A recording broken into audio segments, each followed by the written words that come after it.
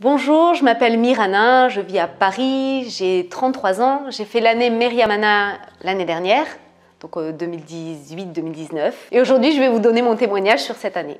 Donc en fait, moi j'ai été baptisée enfant et ensuite j'ai grandi sans aucune éducation catholique.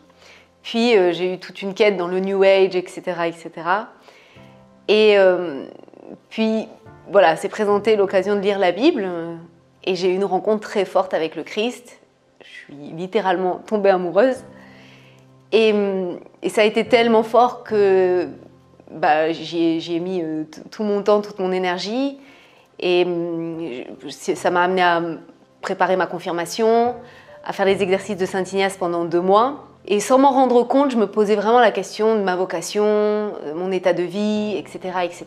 Et toute ma vie a été bouleversée, toute ma vie a été changée. Et pendant les accompagnements des exercices Saint Ignace, l'accompagnatrice me dit « Pourquoi vous ne faites pas l'année Meriamana ?» Alors moi j'en avais entendu parler, j'avais vu le dépliant, etc. etc. Pour moi c'était vraiment un non définitif parce que je m'imaginais tout ce qu'on peut s'imaginer sur l'église, à savoir c'est trop calme, je me retrouve avec des religieuses et que des filles. Moi, ma vie, ça a toujours été une vie assez libre.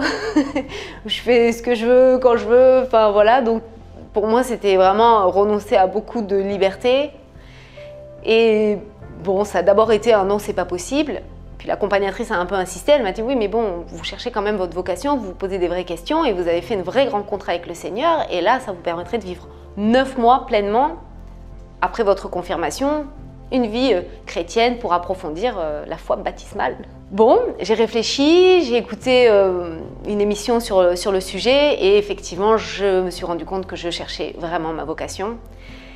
Et c'était assez, comment on va dire, parlant parce que j'ai toujours cherché ma vocation, mais là c'est vrai que la rencontre avec le Seigneur précisait vraiment un appel au service des âmes, au service du Christ. L'appel a été plus fort que toutes mes peurs de me dire « ouais non mais l'église ça me correspondra pas, le cadre, la structure », même si j'avais une vraie vie de prière, tous les jours j'allais à la messe, donc j'avais quand même certaines disciplines dans ma vie de prière.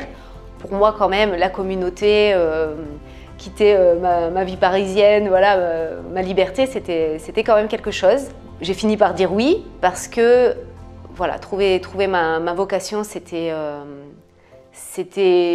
savoir à qui je donnais ma vie, comment, et vraiment je me demandais comment servir. J'avais beaucoup reçu, j'ai reçu énormément pendant ma confirmation, j'ai reçu énormément aussi en me rapprochant du Carmel, je me disais voilà, comment servir.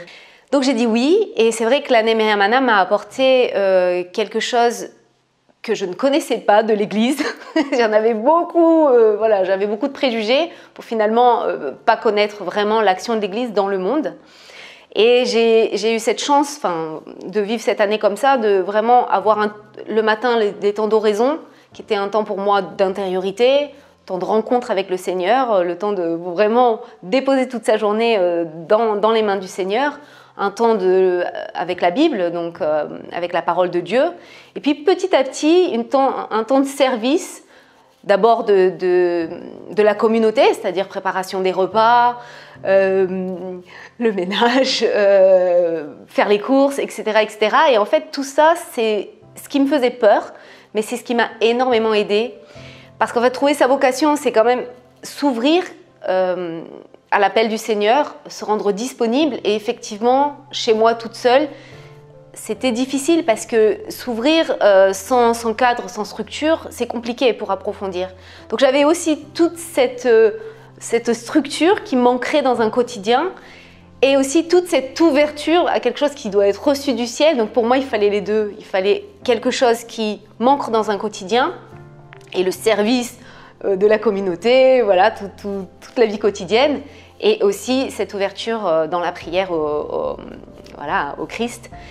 Et bon, ça s'est passé comme ça, et c'est vrai qu'aussi il y a eu tout ce service dans l'église et dans le monde. Donc j'ai pu aller chez les petites sœurs des pauvres, servir lors d'un pèlerinage à Lourdes, et puis aussi servir aussi dans le monde laïque, hein, c'est-à-dire vraiment aller dans un centre social et faire du soutien scolaire Et je crois que c'est vrai que là, j'ai eu le plus de déclic pour moi. J'ai un peu oublié qui j'étais, j'ai un peu oublié toutes ces questions. Et dans le service, l'appel a été clair. Et aussi, j'ai été rassurée de me dire, mais le Seigneur est vraiment agissant et il peut se servir de ma vie pour les autres, en fait, pour répondre aux besoins des âmes,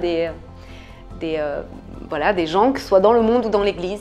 Et en fait, j'ignorais plein de choses sur l'Église, plein d'actions. Et j'ignorais aussi que je pouvais trouver ma place dans l'Église. Donc, si bien que je ne savais même pas qu'être responsable d'aumônerie, ça pouvait être quelque chose qui me plairait beaucoup. Donc aujourd'hui, je suis responsable d'aumônerie et ça me plaît beaucoup. Voilà, donc c'est vraiment pour dire que sans cette année, j'aurais même pas pensé que voilà, être responsable d'aumônerie, ça me passionnerait autant. Donc voilà, c'est vrai qu'aujourd'hui, je me rends compte que on peut avoir plein d'idées sur l'Église, se dire qu'on ne trouvera pas notre place dans l'Église, se dire aussi qu'on ne trouvera pas sa place dans le monde. Et ma leçon, ça a été que, avec une disponibilité au Seigneur et aussi un cadre structurant, mais aussi rassurant, parce que voilà, on voit d'autres personnes cheminer en même temps que nous et c'est très éclairant, et ben, on va beaucoup plus profond et on entend mieux la voix du Seigneur.